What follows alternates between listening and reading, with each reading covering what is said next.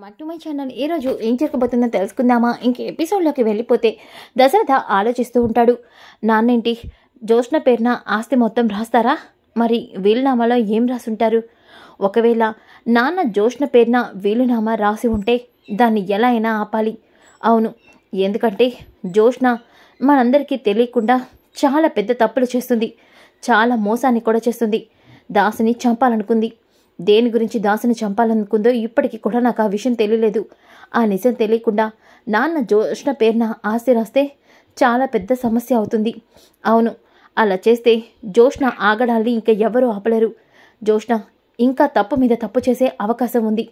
ఆ అవకాశాన్ని జ్యోత్స్నకి నేను ఇవ్వకూడదు. ఎలా అయినా సరే జ్యోత్స్న ఎందుకు దాసుని చంపాలందో ముందు తెలుసుకోవాలి.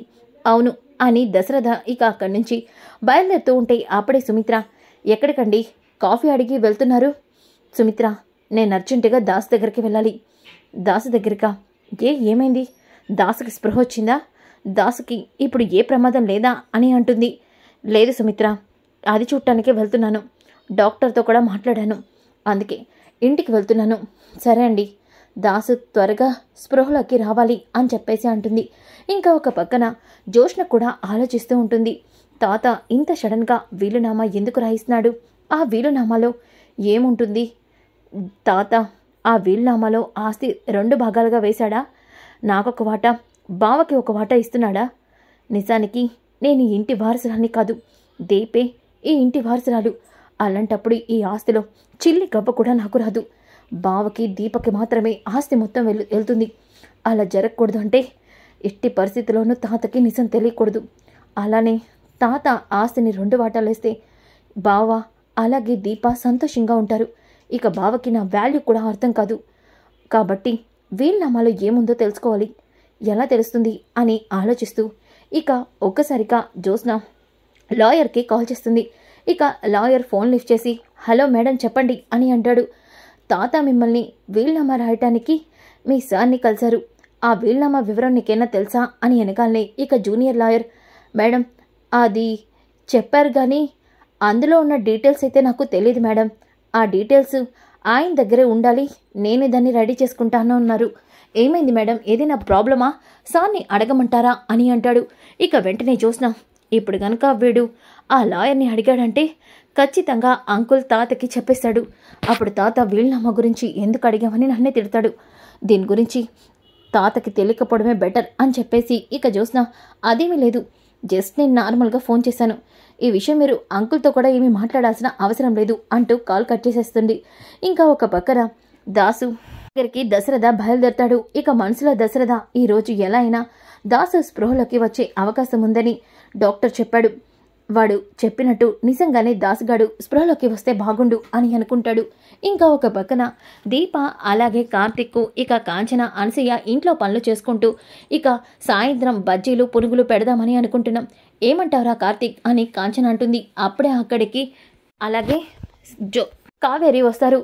ఇక రాగాల్ని శ్రీధర్, ఇలా మీరు బజ్జీలు పునుగులు అమ్ముకుంటూ ఉండండి, కోట్ల ఆస్తిని వదులుకొని వీటి మీదే కాలాన్ని వృధా చేసుకోండి అని వెనకాలే అప్పుడే కావేరిని, రండి చిన్నమ్మ లోపలికి రండి అని కార్తిక్ ఇక కాంచన దీప అందరూ కూడా, రండి అత్తయ్య గారు, రా కావేరి అంటూ రెస్పెక్ట్ ఇస్తూ తనకి చేరేసి కూర్చోమంటారు. ఇదంతా చూసిన శ్రీధర్ షాక్ అయిపోతాడు.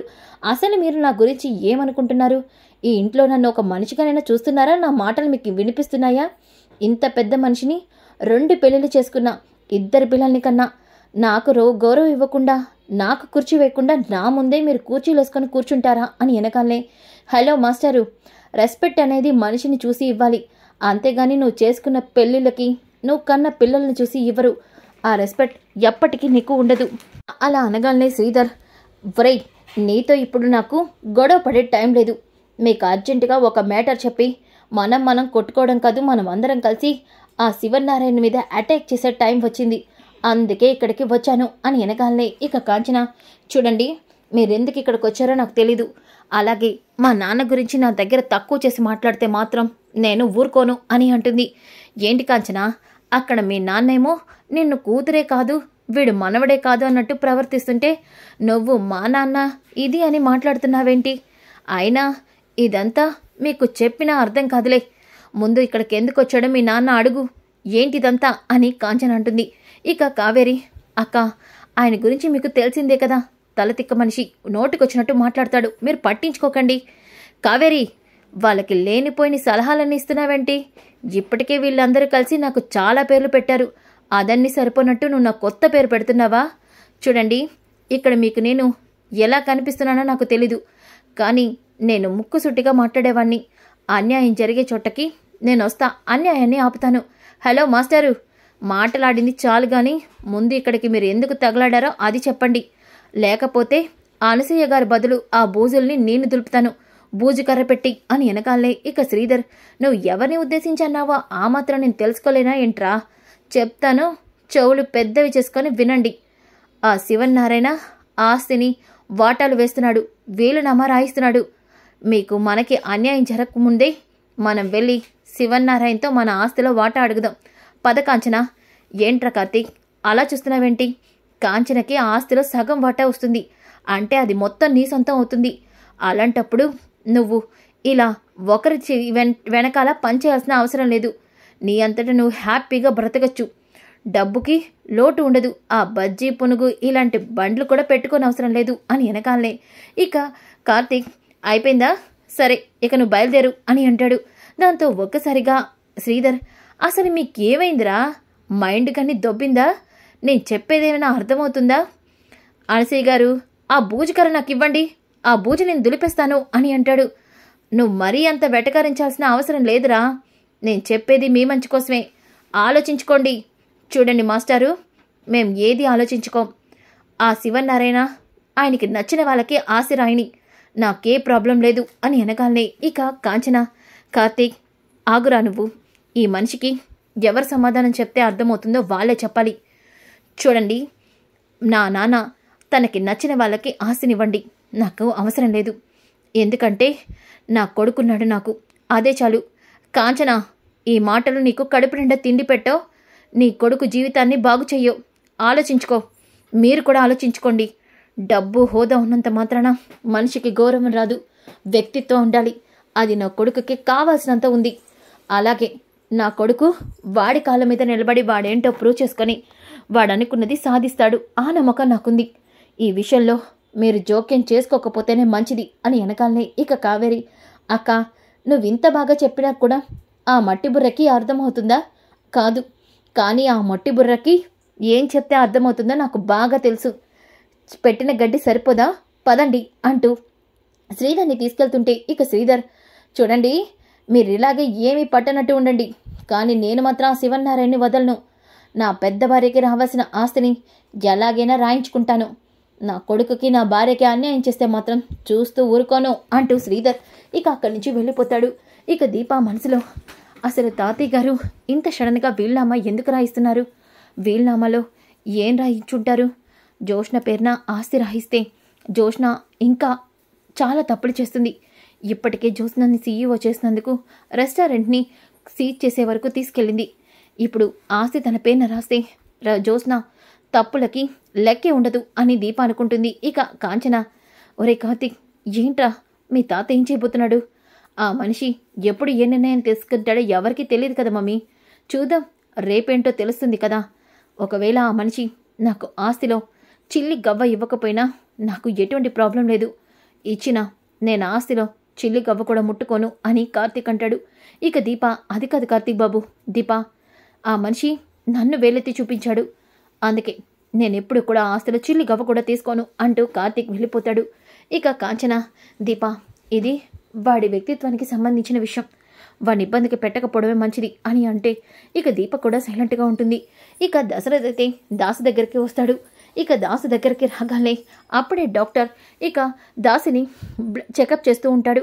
ఇక దశరథ్ ఏమో, ఒరే ఏమైందిరా, దాస్కేం ప్రాబ్లం లేదు కదా, ఇదిగో ఈ స్పెషల్ ఇంజెక్షన్ ఫారెన్ నుంచి తెప్పించాను, ఈ ఇంజెక్షన్ ఇస్తే తను మెమొరీ సేవ్ అవుతుందని, అలాగే తను వెంటనే స్పృహ కోల్పోయే అవకాశం ఉండదని తెలిసింది, అందుకే ఈ ఇంజెక్షన్ తెప్పించాను.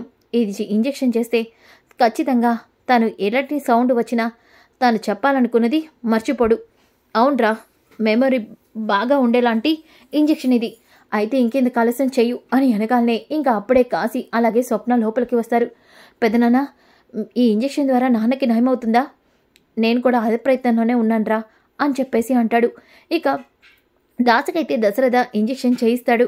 ఇక ఆ ఇంజెక్షన్ చేయించిన వెంటనే ఇక డాక్టర్, ఒరేయ్ 10 నిమిషాల పాటు స్పృహలోకి రారు, 10 నిమిషాల తర్వాత కళ్ళు తెరిచి అతను ఎప్పట్లాగే ఉంటాడు, స్పృహ కోల్పోయే అవకాశం ఉండదు, చాలా చాలా థ్యాంక్స్ రా అంటూ డాక్టర్ని పంపించేస్తాడు. ఇక కాశీ, పెదనాన్న మీరు నాన్న విషయంలో ఇంత బాగా శ్రద్ధ చూపిస్తుంటే చాలా సంతోషంగా ఉంది. ఒరే కాశీ, మీ నాన్న నీకు నాన్న కాకముందే వాడు నాకు తమ్ముడురా, వాడి మీద నాకు ఎప్పుడు ప్రేమ అభిమానం ఉంటుంది. ఏమా వచ్చి నేను చాలాసేపు అవుతుంది, నాకు నీ చేతి కాఫీ ఇవ్వవా? అయ్యో మావయ్య గారు, ఎందుకు ఇవ్వను, తప్పకుండా ఇస్తాను అంటూ స్వప్న వెళ్తుంది. ఇక అప్పుడే కాశీకి ఫోన్ వస్తుంది. కాశీ ఫోన్ మాట్లాడుతూ పక్కకి వెళ్తాడు. ఇక ఇంతలోకి దశరథ దాసు వైపే అలా చూస్తూ, దాసు నువ్వు త్వరగా స్పృహలోకి వచ్చి జోష్న గురించి నిజం చెప్పాలి, దానికోసమే నేను నిన్ను ఎదురు చూస్తున్నాను అని చెప్పేసి అనుకుంటూ ఉంటాడు. ఇక ఇంతలోకి అప్పుడే దశరథ ఇక శివన్నారాయణ ఏమో కారులో వస్తూ రోడ్డు మీద ఉన్న దశరథ కారుని చూస్తాడు. ఇదేంటి ఇక్కడ దశరథ కారు ఆగింది అంటే దశరథ దాసుగాన్ని చూడటానికి ఇక్కడికి వచ్చాడా? వీడికి ఎన్నిసార్లు చెప్పినా అర్థం కాదా? వీడెందుకని ప్రతిసారి ఈ ఇంటికి వస్తున్నాడు అని చెప్పేసి అనుకుంటూ ఇక శివనారాయణ కార్ని ముందుకు వెళ్ళి పార్క్ చేయి, నేను లోపలికి వెళ్తున్నాను అంటూ శివనారాయణ ఇక లోపలికి వెళ్తాడు. ఇంతలోకి అప్పుడే దశరథ ఇక ఫోన్ రావడంతో ఫోన్ మాట్లాడుతూ ఇక పక్కకైతే వెళ్ళిపోతాడు. అప్పుడే శివనారాయణ ఇక లోపలికి వెళ్ళి చూస్తే కాశీ అలాగే స్వప్న ఇద్దరు కూడా కిచెన్లో ఉంటారు. ఇక శివనారాయణ ఇంట్లో ఎవరు కనిపించట్లేదేంటి అని అనుకుంటూ ఉంటే అప్పుడే దాసు ఒక్కసారిగా స్పృహలోకి వచ్చి దశరథన్నయ్య మీతో నిజం చెప్పాలి అని అంటూ ఉంటే ఒక్కసారిగా శివనారాయణ దాసు మాటల్లా వినిపిస్తున్నాయి, దశరథ లోపలున్నాడా అంటూ లోపలికి వెళ్తాడు. వెళ్ళగానే శివనారాయణ ఒక్కసారిగా దాసుని చూస్తాడు.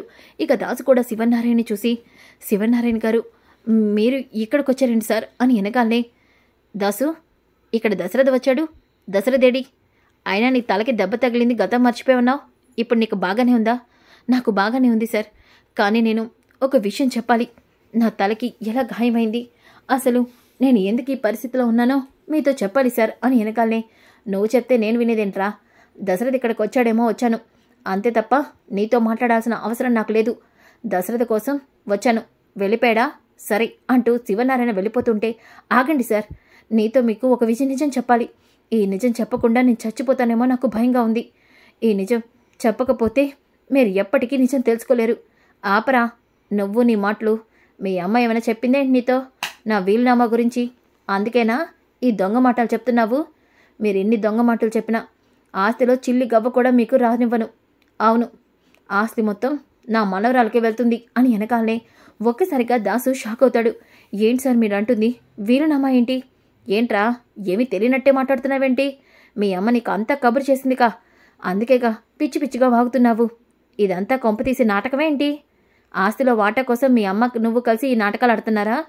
మీరెన్ని నాటకాలు ఆడినా, ఆ కార్తీకు దీప ఎన్ని వేషాలు వేసినా నా ఆస్తిలో చిల్లి గవ్వ కూడా ఎవ్వరికి వెళ్ళదు, నా ఆస్తి మొత్తం నా మనవరాలు జోష్నకి దక్కుతుంది అని వెనకాలే ఒక్కసారిగా దాసు షాక్ అవుతాడు. అంటే సార్, జోష్న తన మనవరాలనుకొని ఆస్తి మొత్తం జోష్న పేరున రాయాలనుకుంటున్నారా? అలా రాస్తే దీపకి అన్యాయం జరుగుతుంది, వారసురాలకి ఎప్పటికీ అన్యాయం జరగకూడదు అని ఇక దాసు, సార్ నేను చెప్పేది వినండి, నువ్వు చెప్తే నేను వినేదేంట్రా అని అంటూ ఉంటే, నేను చెప్పేది వినకపోతే మీ మనవరాలకి మీరే అన్యాయం చేసిన వారు అవుతారు, జీవితంలో మీరు ఈ తప్పుని ఎప్పటికీ సరిదిద్దుకోలేరు అని వెనకాలనే ఒక్కసారిగా శివనారాయణ, ఏం మాట్లాడుతున్నారో నువ్వు? నా మనవరాలకి నేను అన్యాయం ఎలా చేస్తాను చెప్పరా, ఏం మాట్లాడుతున్నావు నువ్వు?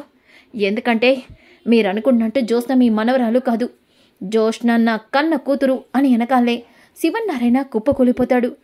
అవును సార్, నేను చెప్తుంది అక్షరాల నిజం. ఏంట్రా ఇదొక కొత్త నాటకమా? నా మనవరాలు కాదు, నీ కూతురా?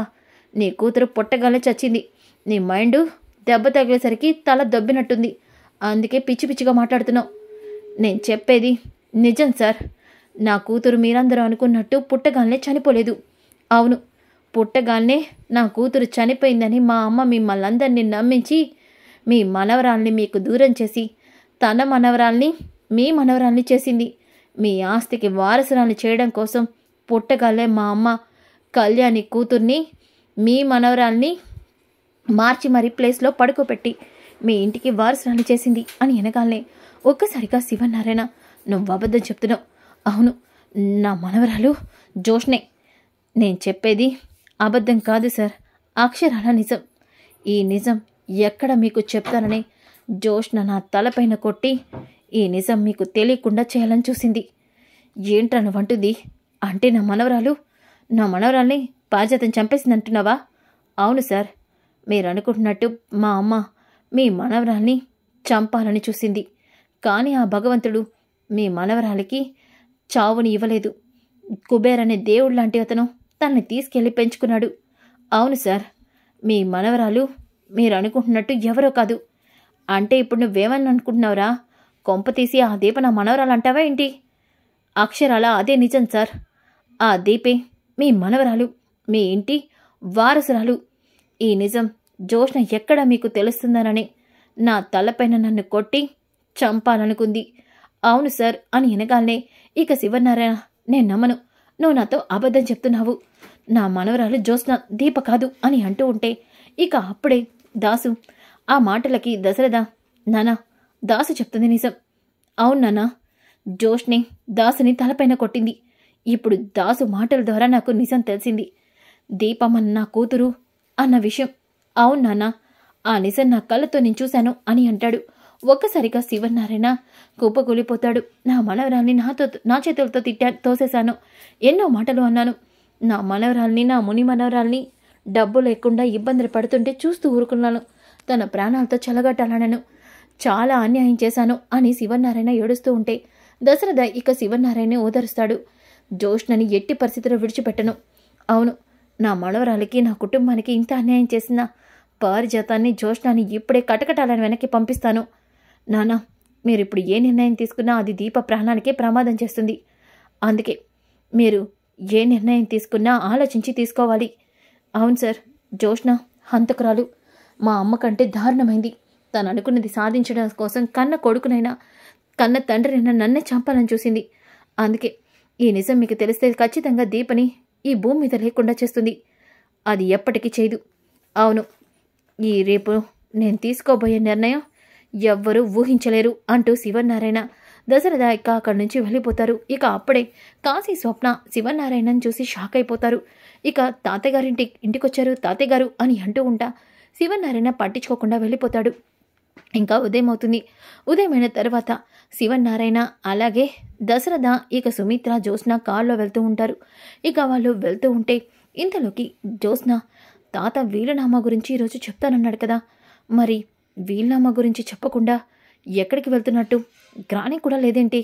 అసలు ఏం జరుగుతుంది ఇక్కడ అని. మమ్మీ, తాత వీలునామా గురించి చెప్తానన్నాడు, మరి ఇప్పుడు ఎక్కడికి వెళ్తున్నాం మనం?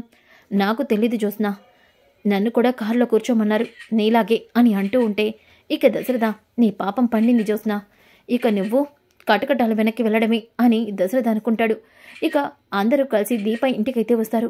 ఒక్కసారిగా ఇంట్లో ఉన్న కాంచన, కార్తీక్ షాక్ అయిపోతారు. ఇక వాళ్ళు ఇంటికి రాగానే, తాతయ్య గారు ఇంటికి వచ్చారు. కార్తీక్ బాబు, కాంచనమ్మ గారు, తాతయ్య గారు మీరు ఇంటికి వచ్చినందుకు చాలా సంతోషంగా ఉంది. కానీ నా మాట మాట్లాడటం కూడా మీకు ఇష్టం లేదు. నేను మీ కళ్ళ ముందు నిలబడను. మీరు మీ కూతురుతో, మనవడితో మీకు నచ్చినంతసేపు మాట్లాడుకోండి అని వెనకాలనే ఇక శివనారాయణ, అమ్మ దీప, లేదు, మేమిక్కడికి వచ్చిందే నీ గురించి అమ్మా అని దశరథ అంటాడు. దాంతో ఒక్కసారిగా దీప, ఏంటండి మీరు అంటుంది అని వెనకాలనే శివనారాయణ, తప్పు చేశాడమ్మా ఈ శివనారాయణ, జీవితంలో చాలా పెద్ద తప్పు చేశాడు. తన మనవరాల్ని ఎంత అన్యాయం చేస్తాడో అంత అన్యాయం చేశాడు. తాతయ్య గారేంటి జోష్నకి అన్యాయం చేశాను అంటున్నారు? అంటే కార్తీక్ బాబుని తనకిచ్చి పెళ్లి చేయలేదు, దాని గురించి మాట్లాడుతున్నారా అని చెప్పేసి అనుకుంటూ ఉంటే ఇక జ్యోత్స్న, తాత ఏంటి ఇలా మాట్లాడుతున్నాడు? అంటే తాత దీపని ఎమోషనల్గా బ్లాక్మెయిల్ చేసి బావని నాకు ఇచ్చి పెళ్లి చేయడానికి ఇక్కడికి తీసుకొచ్చాడా?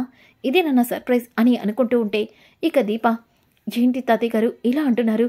మీరు ఇలా బాధపడదు, మీ కళ్ళల్లో ఈ కన్నీళ్ళు నేను చూడలేను తాతయ్య గారు. మీరు కార్తీక్ బాబుకి ఇచ్చి పెళ్లి చేయాలనుకున్నారు, అలా జరగలేదని, జోష్నకి అన్యాయం జరిగిందని బాధపడుతున్నారా? మీరు సంతోషం కోసం నేను కార్తీక్ బాబుని కూడా వదులుకుంటాను, కానీ మీరు ఏడవద్దు కార్తీక్ బాబు తాతయ్య గారు అని అంటుంది. ఆ మాటలకి శివనారాయణ దశరథ షాక్ అవుతారు. ఇక శివనారాయణ, ఎవరి కోసం నువ్వు ఏమి త్యాగాలు చేయాల్సిన అవసరం లేదమ్మా. ఇక నువ్వు ఈ ఇంట్లో ఈ టిఫిన్ బండి ఇక వీటన్నిటిని కూడా వదిలేయచ్చు అని వెనకాలనే జ్యోత్స్న ఏమైంది తాత ఇలా మాట్లాడుతున్నాడు అని అనుకుంటూ ఉంటే ఇక జ్యోత్స్న తాత అది దీపకి పుట్టినప్పటి నుంచి వచ్చిన వారసత్వం. దీప ఇవన్నిటిలోనూ ఆరితేరిపోయి ఉంది. అయినా తను ఒక వంట మనిషి. ఇవి మానేమంటే తను ఎలా బ్రతుకుతుంది? ఒక పూట తిండికి కూడా వాళ్ళకి కరువవుతుంది తనే గనక ఆ బండి పెట్టకపోతే. అవును తాత, తెలియకుండా నువ్వేదో పిచ్చి పిచ్చిగా వాగుతున్నావు అని వెనకాలనే శివనారాయణ జ్యోత్స్న చెంప పగలు కొడతాడు. నోర్మొయ్, నా మనవరాల్ని పట్టుకునే ఇంత మాట అంటావా? ఎవరు వంట మనిషి? తను నా ఏకైక వారసురాలు. నా ఆస్తి మొత్తానికి తనే వారసురాలు దీప అని వెనకాలనే జ్యోత్స్న షాక్ అయిపోతుంది. అలాగే కార్తీకు కాంచన అందరూ కూడా షాక్ అయిపోతారు. ఇక శివనారాయణ తీసుకున్న నిర్ణయం ఆస్తి మొత్తం దీపమేనా రాయమని. ఈ మాటకి ఇంట్లో అందరూ కూడా షాక్ అవుతారు.